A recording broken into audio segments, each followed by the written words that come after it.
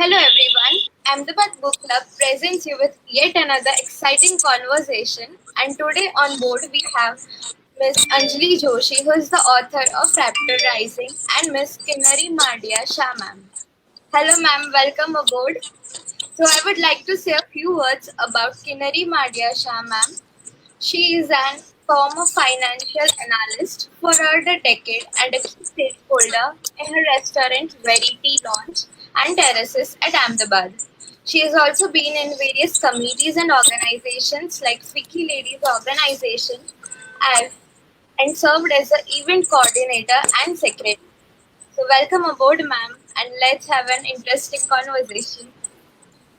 Thank you so much, Kajal, for this gracious introduction. A warm welcome, everyone. Ahmedabad Book Club is back yet again with another inspiring writing journey with author Miss Anjali Joshi. Hearty welcome, Anjali. Hi, I'm very happy to be here. Thank you so much for having me. Yes. As you all know, the Ahmedabad Book Club is one of Gujarat's largest inclusive communities dedicated to literary appreciation and reading. It provides a platform for literary discussions, author interactions, and literary activation within the community and beyond. We are here today to get to know what drives the author to write and much more. Today, let's delve into the author's mind and know more about the author and her book, Raptor Rising, The Duel Begins, with Miss Anjali Joshi. I'm delighted to present to you our author for the day, Miss Anjali Joshi. Warm welcome, Anjali. Thank you Uh, so much. a little about Anjali. Anjali Joshi grew up in Mumbai. Her penchant for unexpected twists in her tales can be squarely blamed on the childhood summers spent in her ancestral home. A 5 year stint as an air hostess, spent mostly staring down at passing continents and oceans from 30,000 feet, taught her that the earth knows no borders. Anjali has also over 2 decades of experience in filmmaking as a designer, visualizer, editor, writer, producer, and director. She's an international expert in 3D holography, clocking over 4,000 shows. She currently lives with her two daughters in Hyderabad, India. Now that's impressive, Anjali. Multiple talents and skills in varied fields. Wow. So we get started now. So Anjali, I've shared so much about you. Now I would want to know some fun facts about yourself that we wouldn't read in your official bio. That's the whole point. Leave them out of the official bio. They're too much of fun. No, it's well, what can I say?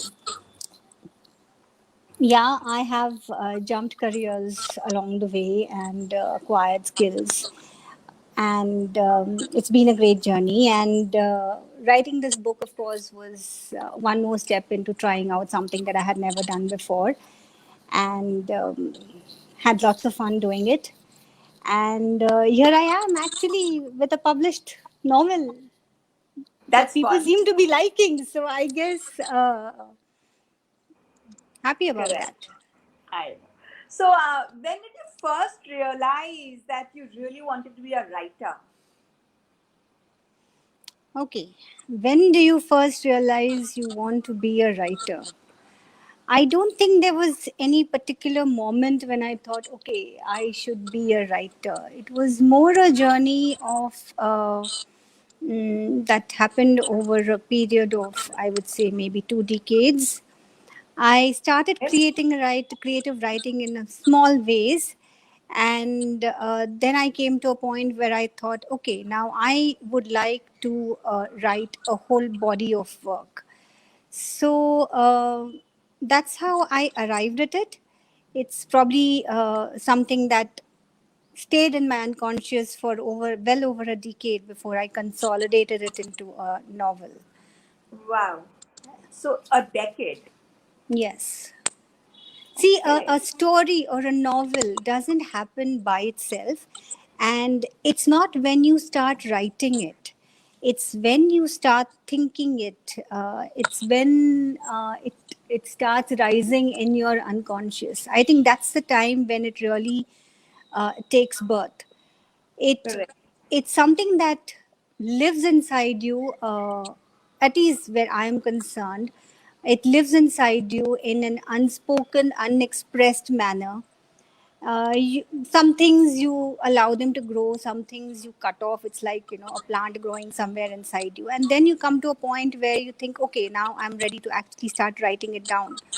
So the writing process probably took me a year and a half, but the creating and actually putting the whole thing together started much earlier.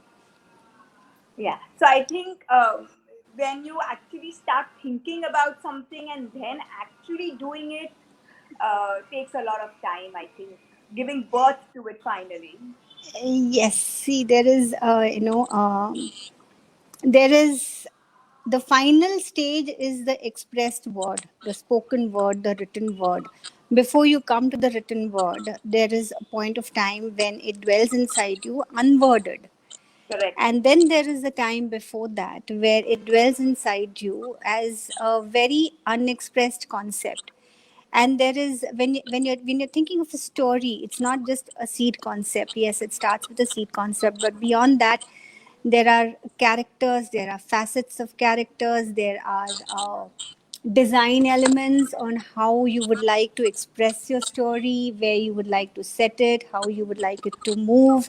Then there is a point of time when you, at least that's the process with me, where I would like to know what am I going to write in it. So if I'm going to make it believable, there is a lot of research that goes into it. You pick some things, you drop some things, Yeah. and then you realize, oh, there is a bit of tech in the book. And as I wrote it, I realized, shit, this is not working. It's getting obsolete too quickly. Long, long journey.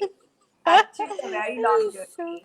and so it goes like that. And it's also, it's not like just one book or one concept or one story or one character. It's always multiple things. There's always, at least with me, I work on more than one story or one book now, Correct. at any given point of time.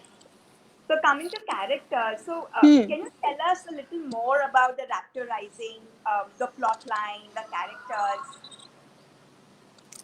Okay, so I wanted to create an alpha woman as a primary character. I call it a Yes. primary character. I would not, there are no positives or negatives, because everybody in the book is a positive character and a negative character. Uh, it's how people are. People change shades. The same you appears differently to different people at the same time, and that's how I wanted the characters to also be. So I chose to, it could it basically what is a who done it. I took it as a challenge to make it more than that. Normally at the who done it ends when you know who has done it. But I promise you one thing, that even if you know who the so-called killer is, even on before you read the first page of the Huh. novel, you will still read it all the way to the last page, I'm because sure. it's so much of character play. It's so much of seeing the same action or same event through different perspectives and different colors, and layering it from so many perspectives. That was the design challenge that I took for myself, that I'm going to create a story which is layered in that sense, where the darkest and the brightest part of ourselves, of our psyches, mingle in such a way that it's like a double helix.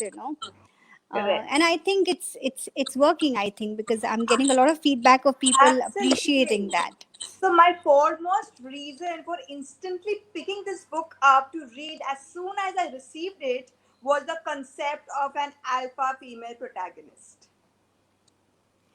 It's really really I'm hooked to it. But anyways, let's move forward.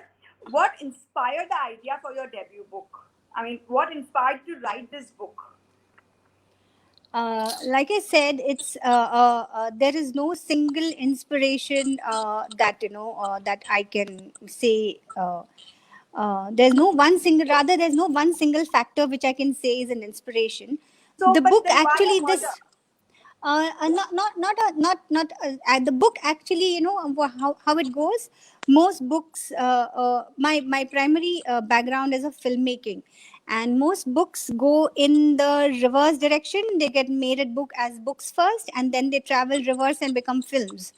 Yes. Now, this particular concept started more than a decade ago as a seed concept for a feature film. The primary concept of the snuff, reverse snuff, and then it went into many genres. It traveled through many different screenplays, and then at some point of time I arrived at a space where I realized that I wanted to convert it into a book and write it in a certain way, because I wanted a certain amount of honesty, I wanted a certain amount of freedom in the way I expressed the story. And if you read the book, you'll realize that that freedom would never have been there on the big screen in India, Yes. especially not over a decade ago. So then I started writing it as a novel, and yes, in as a book, I was able to tell the story the way I wanted to tell it, Yes. unashamed, unabashed, provocative, and loads of fun. Correct. So now, coming since you said about a film, so if a Hmm. film were made of your book, Hmm. who would you cast in the leading roles? Which actors would play your characters? When I first started working on it along with my business partner, who's a Bollywood director, Mani Shankar. Uh, that was well over a decade and a half ago, and that at that point of time, the only other story of that intensity that I could compare it with was Basic Instinct and Sharon Stone. Ah, So right. that's where we are. All right.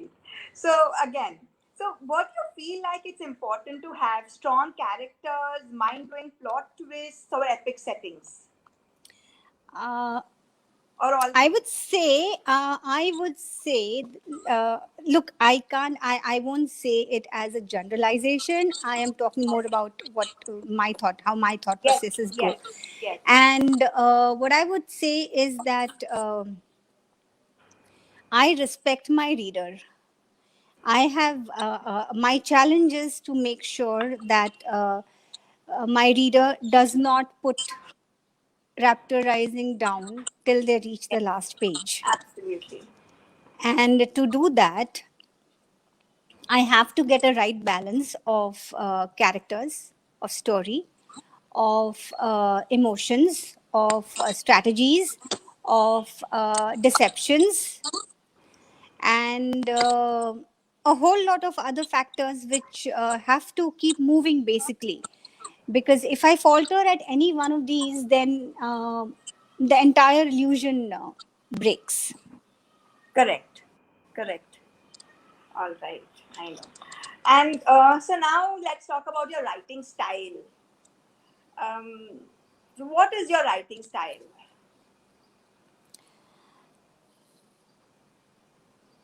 What I have done, I like to break. I like to when I'm writing, I like to break the emotion as I go along. By break the emotion, I mean like there is a point of time when the first sex kill happens, and within a para, I transit from something that is macabre to something that is completely refined.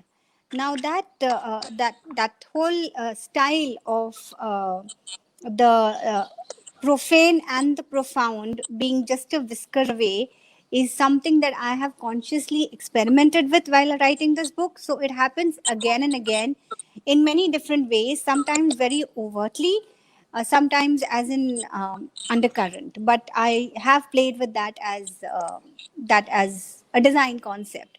I use the word design again and again because I feel that when you're writing, there is a template of design which is there, and Correct. which one follows maybe unconsciously, and I do it all the time. So The interweave of that's how it emotions. is. Yes, yes. Emotion, the interplay not just of emotion but also of moods. You're taking people on a certain on a certain road, delivering a certain mood, and then the writer herself breaks it and brings in a completely contrasting, completely conflicting mood or emotion or thought process, which is sometimes a dicey thing to do because you may not be able to pull it off. Correct. So, fingers crossed, I think it has worked where Oh this is yes. concerned.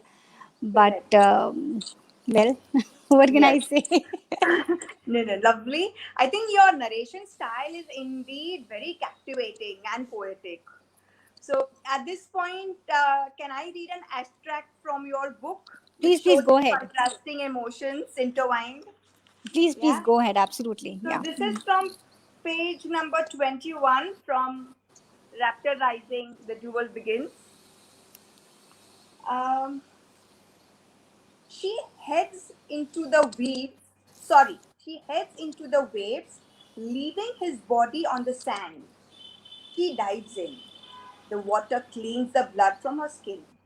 Swirls of crimson rapidly form and dissipate in the water, gathering fistful of sand from the seafloor. She rubs herself all over, removing every trace of guilt. When she rises out of the waves, she's completely cleansed. Her skin glistens with a pristine quality in the sunlight. She is strangely calm. Wow. She sits cross legged on the wet sand, closes her eyes, and goes into an instant deep meditation. Her complete serenity in close proximity of the blood spewing kill is chilling. Wow. This is captivating. Would you like to add something, Anjali? Um, you had asked me earlier about the alpha female lead or the primary Yes. character. Now Yes. the thing is that when I was I termed it that way after writing it. Actually, while writing it, I was not aware of doing something along those lines, because in the story. Um, in the story there is it's I would say it is a post feminist environment in which the story happens, because when adversaries lock eyes, there is no gender there. There is no quarter given, taken, or expected. So uh, what happens is that when I create an alpha female, uh, that's how every single female character in the book is. There is no character in the book who is not an alpha. So Okay. there are whether you talk about a man or whether you talk about a woman, uh, that becomes secondary. It's your attitude, it's your Yes. fearlessness, uh, it's the way you perceive yourself that makes you an alpha. Yes. And that's what is there with every single character in the story, which is why I say it's post feminist, because even when you have the male characters perceiving the female characters, there is no gender happening anywhere at all. So in that sense, it was I realized that I didn't do it on purpose. It kind of went that way, but it's a very interesting interplay of personalities because of that. Yes, and she's the one, the alpha woman is the one who is sensually lethal and headstrong in bearing. And she is the one who has turned murder into an art of her own. Yes, she is. She is that. But like I said, the rest of the female characters which are there in the film are equally alpha in their attitude, in the way they think about themselves, in the way they project themselves, and also in the way that the men around them interact with them. So, alpha is an attitude, and it's I certainly have an alpha in me. So do you, and so do most. So does everybody. Actually, you just have to figure out that it is there. You have to recognize it, and you have to uh, Go uh, ahead. um, yeah, Go ahead. wield it. Yeah, basically. I know. Yes.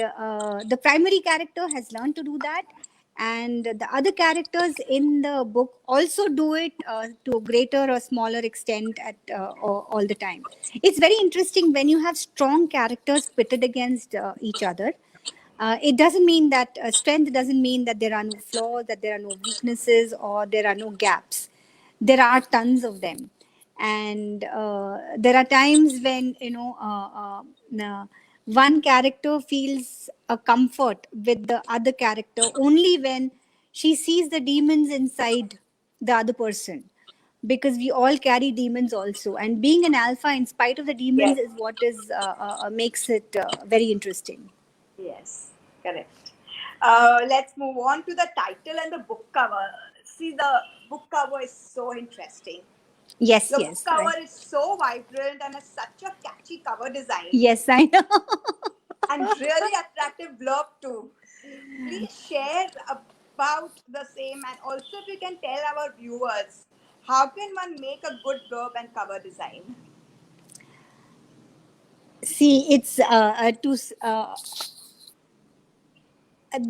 think I started thinking of what the cover should be the moment I started writing it, because I write in very visual. I write in a very visual manner. I do not write a line if I feel that line cannot be instantly visualized by the reader. That's my rule for myself.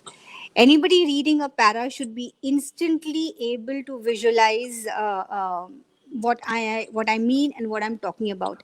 It doesn't mean that I go into long descriptions of the story or the scene or whatever.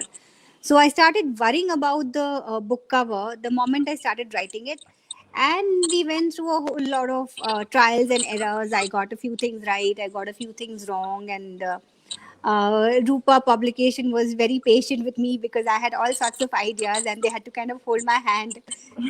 This being my first time, I guess I was overexcited.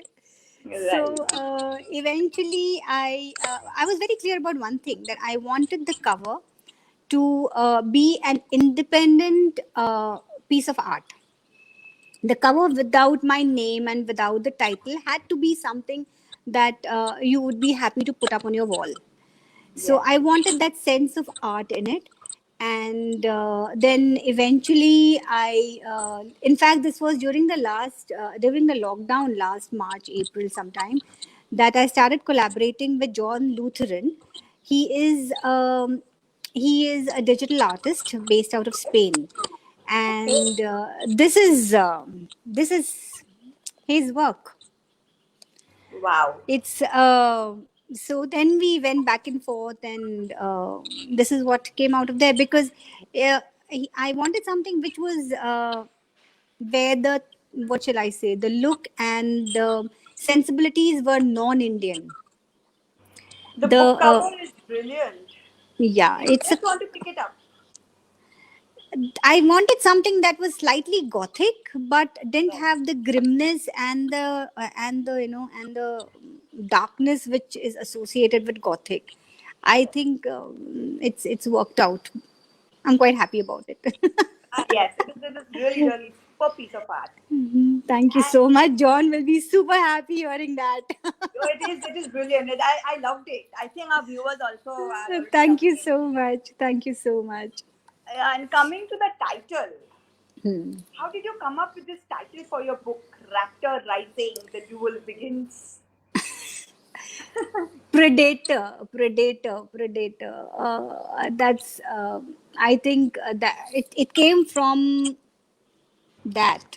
The primary characters in the film, in fact, even me and even you are all predators. And in our own ways, we are always stalking, we are always ready to kill. And that's something that is looked upon in a as being a negative aspect, but that's also what drives us to do many things in our life, our relationships, our profession, our environment. In the book, the primary characters are predators Okay. at an emotional level, at a social level, in the way they think, in the way they use their own emotions, in the way they choose to interact with others. So, raptors are predators. That's where Correct. the raptor rising came, because as we move through the book, the one and several other characters discover that predatory part of themselves Okay. and rise with it. So it's the rising of the predator, rising of the raptor inside the characters. Okay. That it was a pretty straightforward pick of a title because Title. it was there staring at me. That's also very, very catching. Very catching title. Okay. Now you said you took a lot, 10 years to actually write, I mean, thinking process and then actually giving birth and publishing this book. So how many drafts did your book generally go through before the publication? One draft. Oh, that's nice. That's brilliant. Before I start putting anything on the paper, I have it usually down to the last comma in my head. And when I say 10 years, that 10 years was not only this book. That 10 Yes. years was a whole lot of other things also, a whole lot of other stories, a whole lot of other books which I never work on one single thing at any given point of time. Not even Right. in the day. If I'm working on something in the morning, I am working on something else in the afternoon or Multitasking. evening. Yeah. So I always do multiple things, Yes. and it's but before I put the first word on paper, I Mm-hmm. have it very clear in my head as to what my story is, how it's going to progress, how I see every character, and like I said, I visualize. I come with a filmmaking background, so I visualize everything before I write it down. It's my natural way of it's my natural process. So I it's like I have seen it in my mind very clearly down to the what they are wearing and how they've moved Right. and what their body language is before I start writing it down. Okay. That's So nice. yeah, it's I think You save a lot of time. um yeah, I mean, Also, when you're so I'm very particular. clear about what I'm Yeah. writing. So once I write it down, what happens is betterments happen within the same framework, but the story doesn't go through any sudden change or anything Yeah. of that sort. It's all there. Okay. So when you're not writing, what do you like to do for fun?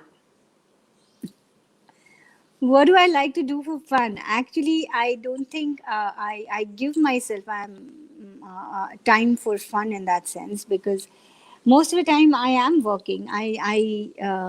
And my for me work is fun. For me, sitting down and writing is fun. And not all my writing happens by actually writing down. I dictate a lot of my work also, Okay. and at other times I'm working on films, and I enjoy making films. I enjoy the design part of it. I'm producing a film right now. I just concluded the shoot for it last month.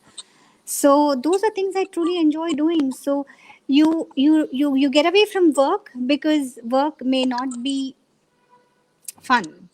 For me, work is fun. That means you're not working. If it is fun, I remember my father saying, okay, you always do something that is fun. That way, you are not working but having fun. That is so so true. Your dad was Yeah. absolutely on the spot, because Yes. if work is fun, you're not looking to escape to fun. It's Exactly. you're thinking about it before you even wake up and get out of bed, because you enjoy doing it, and you don't Correct. mind going back to it or being in it for extended periods of time. It's just a way of life. And you have to Absolutely. be fortunate. I mean, touch wood, I am very fortunate. I'm very privileged that I'm doing something that I truly enjoy doing. And that's But how it is. at the same time, I mean, what is the hardest part of writing or being an author? Fun part, yes, but any hardships or something that is difficult to as a part of writing process. See, like I told you, I never work on one thing at a time. So I always have two, three different things happening. So if one thing starts feeling like a weight, I So simply you, put it yeah, aside. correct, And and work on some other. yes, yes, Yes, because that's how it is, and then you go back to it. It's I'm not hard on myself, I don't give myself the deadlines कि ये ऐसा ही होना चाहिए आज के दिन में. 4 pages, 10 pages, 5 pages is not my is not the way I work. So I correct, give myself the freedom, and that's why I say I'm privileged that I have a profession which allows me to give this kind of freedom to my writing. So correct. I'm making the most of it. I'm having a good time. I'm totally having a good time. Okay, now I want to know about a little more about you. So do you Google yourself? When was the last time you Googled yourself, and Never, what did you find? never, ever, because there is nothing about me out there. Correct. I am learning to project myself as I now, because I have a book out there, and I have to let people know that I have a book out there, and I'm very happy with the way it has turned out. And I Oh need yes, to I need people to be aware of it and to buy it, to read it. So I am kind of finding my way around social media and other stuff.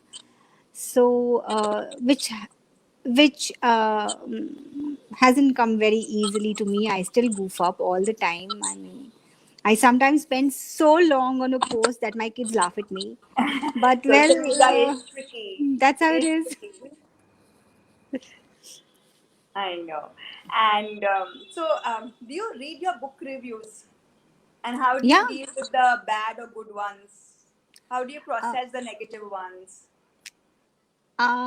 if at I all? have with this particular book so far, whatever I've the feedback that I have All positive? is super positive, is Yes. super positive, Yes. and I am keeping my fingers crossed, because I really didn't expect so much to so much response to come, and Yes. in this manner. um, so I'm very happy about that. But as there's one thing that I have learned, I used to be an editor also, and that taught me one thing, is never be too attached to what you create. True. Be I can very easily trim off or be get very objective about what I have created. And I think when the tough or the hard reviews start coming in, that will probably help me. Correct. Correct. And so, what do you hope the readers will take away from this story? What do you hope readers should take away my from this story my also? only intention in writing the story is to entertain the reader. I have I have no other to think of myself as being a person who should what shall I say, uh, teach is not the right word, but I don't believe in I don't I like I said, I respect my my reader. I have no intentions of imparting any knowledge or any concept to them. I want Okay. them to enjoy the book. And the book has been written with an attitude, it has been written in a certain manner. And if that doesn't communicate anything to the reader, then so be it. Let it be just a surface, entertainment. But Yes. for anybody who is ready to look, Beyond. who sees the underlying spirit and the underlying attitude, they will pick up what I'm trying to do and say very instantly. So it's for every reader to find The thrill. yes, to find their own thing in it. Yes, yes. Okay. Also, what advice would you give to others who are taking up writing or who want to take up writing? Who want to take up writing? I'm way too new in this to be advising people. No, no, no, no, no, no. It wouldn't be right for me to tell people what to do and why to write and what not to do. I have no clue as yet myself. This is all too new for me. I am nobody to say anything to anybody. Yeah, What this I is your would debut say, novel, but still it's doing wonderfully well. I mean, the reviews that you're getting from all corners are splendid. thank you, thank you, thank you. But But the and truth is that, also please tell our readers and viewers where is your book available? okay, the book is available in a whole lot of bookstores across the country. It is also on Amazon, so you can order it online, which is, I think, what most people are doing because of the lockdown everywhere now. And it was released globally on the 10th of March. So, doesn't matter which part of the world you're in, whether you're in the US or Canada, UK, any English speaking country, you'll Yes. find it. All right. This was a wonderful conversation. Anjali got to know so much. Thank you so much, Anjali, for your time today. I think any last bit that you would like to share with our viewers? All I can say is I've written a book which I totally enjoyed creating, researching, writing. I enjoyed every single character in it. And I hope the readers feel that way. And I hope they have as much fun uh, in the raptorizing experience that I Yes. had. Yes. It was lovely getting a glimpse into the plot line and the characters of Raptor Rising directly through you. So, friends, this book is a perfect one for a weekend binge read. This nail biting thriller, Raptor Rising, will keep you hooked till the last page. Thank you, Anjali, for sharing your beautiful writing journey with us. And thank you, viewers, for being a part of this event. So, signing off. Thank you so much. Yeah. God bless. Thanks, Anjali.